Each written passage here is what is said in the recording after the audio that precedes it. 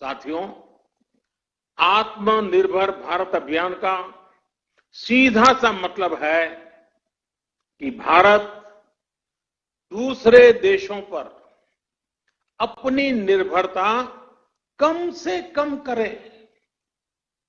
हर वो चीज जिसे इंपोर्ट करने के लिए देश मजबूर है, वो भारत में ही कैसे बने।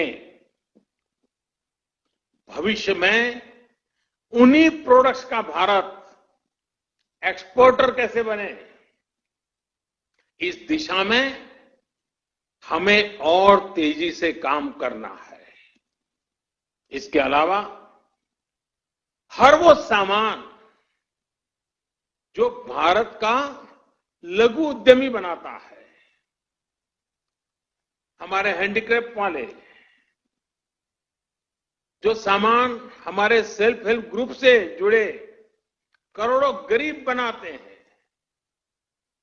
जो दशकों से हमारे यहां बनता आ रहा है, गलियों मोहल्लों में बिकता रहा है, उसे छोड़कर विदेश से वही सामान मंगाने की प्रवृत्ति, इस पर भी हमने आत्मसंयम बरतना है, हमें नियंत्रण करना है।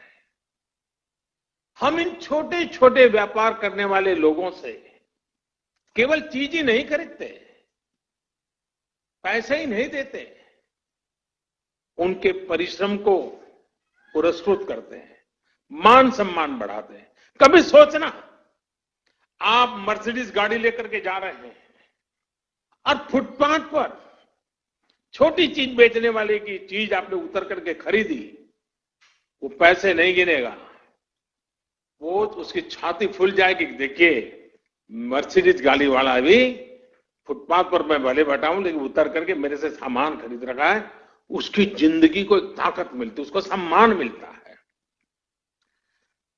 हमें इस बात का अंदाजा भी नहीं होता कि इससे उनके दिल पर कितना प्रभाव पड़ता है, वो कितना गर्व महसूस करता है। इसलिए अब अपने लोकल के लिए वोकल होने का समय है। हर गांव, हर कस्बे, हर जिले, हर प्रदेश, पूरे देश को आत्मनिर्भर करने का समय है। साथियों, सालों पहले, दशकों पहले स्वामी विवेकानंद जी ने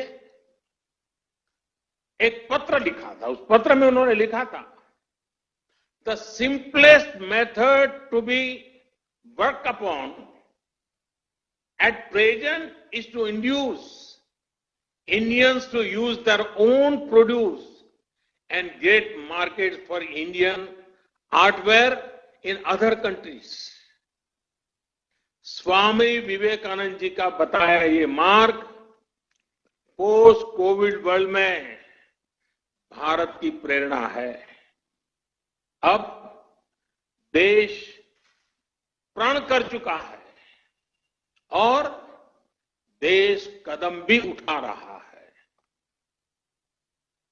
आत्मनिर्भर भारत अभियान के तहत जिन बड़े रिफॉर्म्स की घोषणा की गई है, उनको तेजी से जमीन पर उतारा जा रहा है।